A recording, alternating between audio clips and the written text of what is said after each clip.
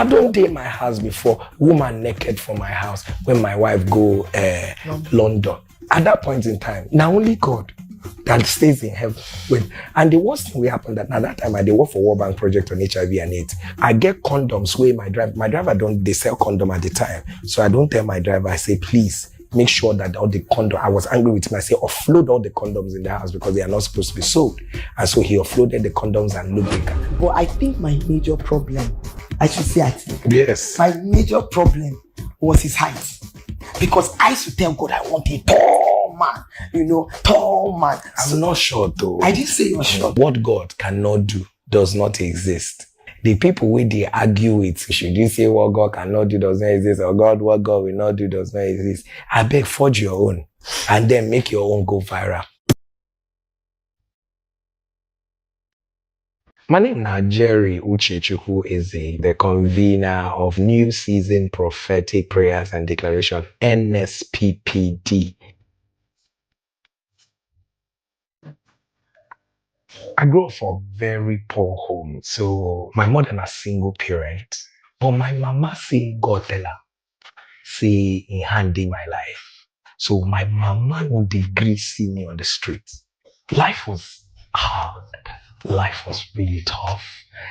Until one day I went to church and I met a kind couple. And the couple will train me for school. They train me for my secondary school, I finished secondary school, train me for university. So now my small story be that.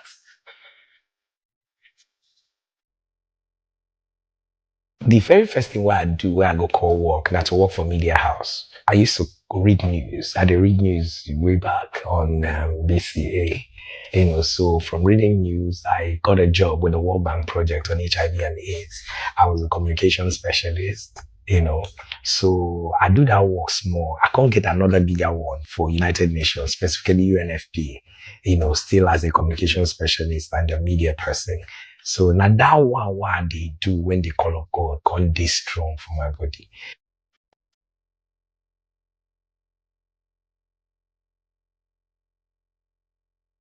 The people when they talk, the people when they argue with what God cannot do, should you say what God cannot do does not exist, or what God will not do does not exist, make them bring out their own and make they cause their own to go viral. But you see, I don't get time to they argue with people. Is what God cannot do does not exist? Is it? I beg, forge your own and then make your own go viral. But I guess I just address the small one where somebody they talk say there are things where God no fit do. You say what God cannot do, God cannot lie. The Bible say I can do all things through Christ that strengthens me. I go smoke Igbo. No. I go sleep with somebody who no be my wife. But Bible say I can do all. The problem say they know they understand context. So what do they talk say? What God cannot do, everything that is in the nature of God, that what he cannot do does not exist. To whom brain is given, sense is expected. Today happens to be our wedding anniversary. Yes. I married for when I did 24. Because me and I'm already in a relationship because I meet them when I did final year in the third year. So and I meet them for where I go preach. And so I open mouth that night. So and I tell her, I no get rhyme. I know, how would we say it in Igbo? I borrow me a titi. They do understand. So I no get rhyme. So I just told her, the Holy Ghost say I should marry. I told her God said I should marry you. So and she didn't come out. She ran, come out. As I ran, I was crying. I cried. I went straight to my friend's room. But I think my major problem, I should say I think. Yes. My major problem was his height. Because I used to tell God I want a tall man, tall man. I'm not short though. I didn't say you're short. No, you are not short. But I wanted a tall man. I wanted a tall man. So that was the first. I said, hey, he's short. Hey, the thing just didn't make the friends I had then, I told them they were jumping. He was like a celebrity in school. I wasn't happy. So it took me some days to just, chew on it. But when I finally went to pray, immediately I went to pray. I just knew, God just told me, I just knew he was the one. And the things that were in my heart, that made me concerned, I asked God, and God just cleared, those doubts. So I came back and met him and told him, I'm ready, let's do it. I'm not doing it. The journey for this 14 years. Now, my wife captured the journey in the book where she writes, say, I almost ruined my marriage. So the journey no easy. Anger is a bad thing. Anger is a bad thing. It really affected us. It really affected us, if not for the kind of person that he is. He came from a place where he saw a lot of peace. Everything was just fine. I came from a background where, fighting was normal. It's not like it was normal, but I saw a lot of it, and I saw a lot of raising of voice, shouting. So that was such a challenge because it was draining him. It wasn't draining me, but it was draining him. And it was such a huge challenge because at some point he became so quiet. I knew then, that early time in marriage, whenever, he sees me, he just lights up, and all of that.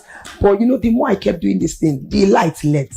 There was no more light. It was just you're there, you're existing, okay. Anything you want, that kind of thing. So I think that's even when sense started coming back, when I just started discovering that I'm losing this man. The turning point is when she began to have a deep relationship with God.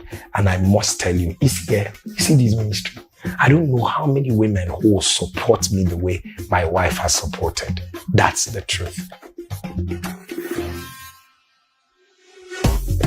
Okay, as a young man, we even be pastor, we do well in ministry, so to speak. How I take no get into all these women side chick nonsense and palaver. They say are they very disciplined? And I don't put parameter in place when no go make it easy. Wherever I go to, I go with a check system in place. So and besides, you get something.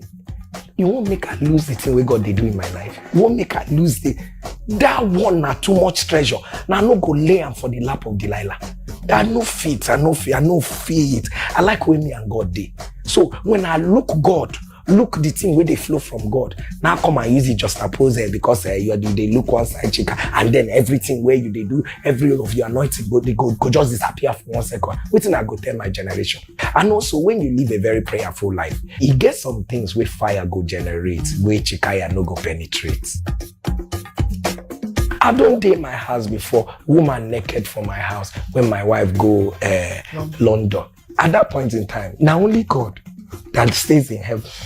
And the worst thing will happen that at that time I work for World Bank project on HIV and AIDS. I get condoms where my driver they sell condom at the time. So I don't tell my driver, I say, please make sure that all the condoms, I was angry with him. I say, offload all the condoms in the house because they are not supposed to be sold. And so he offloaded the condoms and lubricant. So you can imagine where somebody don't naked, you look left, see condom and lubricant, waiting they hold you now. But I know say, waiting God go use me during the future. Big pass the pleasure where I won't get now. I'm not gonna lie, say there was no reaction. Do you understand? But I run. I live. I no one think. I no one meditate because that's where the problem is. The problem is not in what you saw. The problem is in what you were meditating on. Far away that they will remain on us. Okay, one thing where people don't know about me, they say, I know they like cockroach, especially the flying ones. I know they like. You don't like it or you're afraid of it. I don't care. I don't. But you're afraid of it. Okay, so I feel leave room for cockroach actually. So I know this. So that's why actually I try to leave. I don't like to see cockroach, even the small one. I know they like see cockroach, and I know they. And I think waiting people don't know. Maybe some people know, but I won't underline now. I get heart for people. People matter, they touch me well.